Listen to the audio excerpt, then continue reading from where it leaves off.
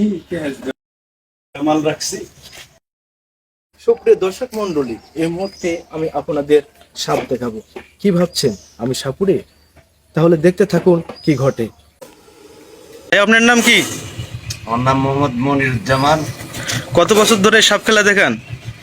দীর্ঘ 15-16 বছর।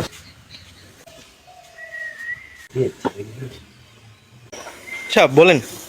এগুলি ডারাস সাপ বলি আমরা। এগুলির কামড়ে কোনো মানব জীব মারা যায় না। সুপ্রিয় দর্শক মন্ডলী, দেখতে পাচ্ছেন বিশাল বিশাল সাপ। এই মুহূর্তে আমি মনির ভাই, সাপুরের মনির ভাইয়ের বাড়িতে অবস্থান করছি। দেখতে পাচ্ছেন অনেক বিশাল বিশাল সাপ তিনি দেখাচ্ছেন। তিনি অত্র এলাকার বিখ্যাত সাপুরে। সুপ্রিয় দর্শক মন্ডলী, এই মুহূর্তে আমি এই যে মুরব্বীর সাথে কথা বলছি। আপনি কি সাপ খেলা দেখান না দর্শক? আমি মনির ভাইয়ের অ্যাসিস্ট্যান্ট। আমি সাপ ধরাছড়া করি এবং সাপ ধরে মনির ভাইকে কাছে জমা করি। এই যে সাপ যে ধরেন, ভয় করে না? ভয় তো অবশ্যই হয়, কিন্তু অনেক কাজ ক্যাপাসিটির উপর আমরা ধরি, জীবন বাজি রেখে ধরি। আচ্ছা, এই যে সাপ যে ধরেন, এটার কোনো কি জাদুবিদ্যা আছে নাকি? সাপের কোনো জাদুবিদ্যা নাই, তবে কায়দা কৌশল এবং ক্যাপাসিটি এবং সাহস খরচ।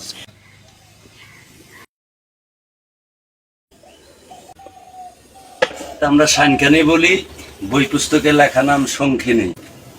যেটা দেখতেছেন এটার ভিতরে আছে একবারে গোনাগুনি 6টা মাল। বের করে একে একে দেখাইতেছি আপনাদের।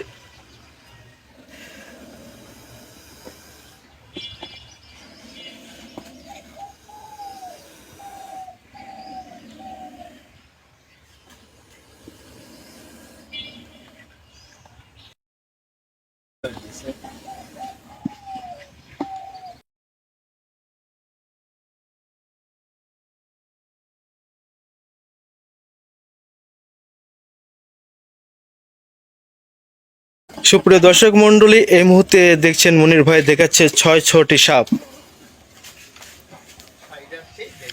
আমার তো খুব ভয় লাগছে, আপনাদের কেমন লাগছে আমি জানি না।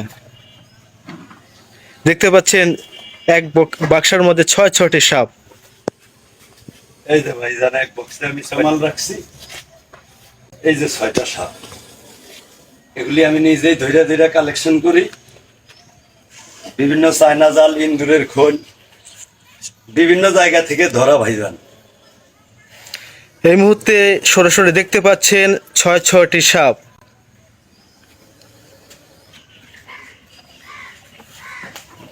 সেদিন এক ডালা থেকে দিয়ে